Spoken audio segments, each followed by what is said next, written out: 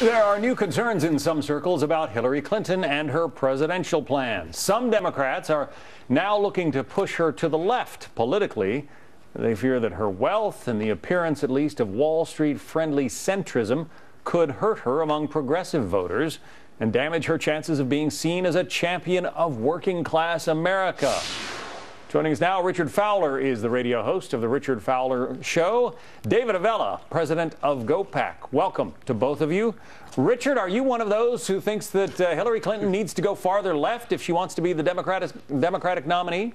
Not at all, and I think here's why. Because as you know, John, once the primary starts happening and other candidates throw their hat in the ring, they sort of push the whole field to the left, or the same would happen on the right. They would push the whole field to the right as the primary starts to develop and people begin to talk about various issues that affect the populace and affect poverty in America. So I think it's too early to tell whether or not Hillary Clinton is, truly quote-unquote progressive enough. Well, she gets $200,000 a speech, David. I mean, how can she sell herself as a champion of the little guy, the core Democratic blue-collar voter, when she's a very wealthy woman?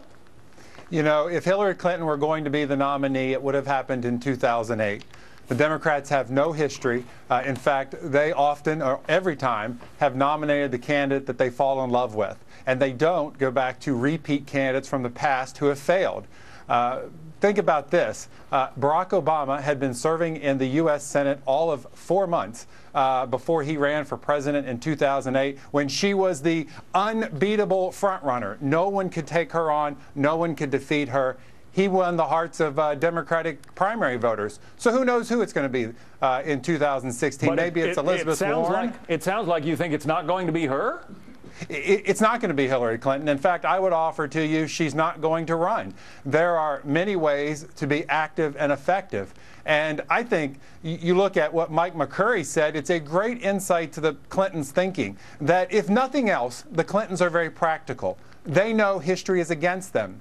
But she has many ways to be effective in championing the causes that she wants. Mike McCurry mentioned the work she's doing through the Clinton Foundation that she gets to do with her husband, Bill, and their daughter, Chelsea. Yeah. So, Mrs. Clinton can be helpful on issues she cares about. It doesn't have to be running for president, because she knows there's no history of failed past Democratic candidates getting the nomination. Well, admittedly, running for president is grueling. Richard, what do you think about what David had to say there? Well, I think there's some truth to his argument that, yes, Hillary Clinton and the Clintons can continue to be an influential force when it comes to ending poverty and doing all the global work that's happening with the Clinton Global Initiative. But beyond that point, whether she chooses to run or not, I think she has a very, very good shot of winning. And here's why. 2 reasons. First reason why she has a good shot of winning is that she spends so much time now invested in the community. Beyond that, she has a plethora of foreign policy experience. This makes her a prime candidate going into, the changing geopolitical climate.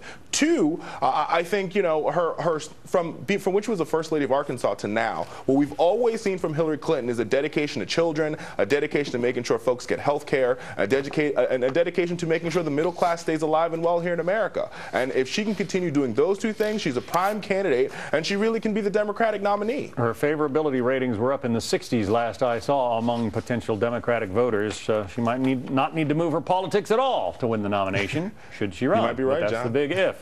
All right. Richard Fowler, David Avella, thank you both. Thanks, John. Thank you.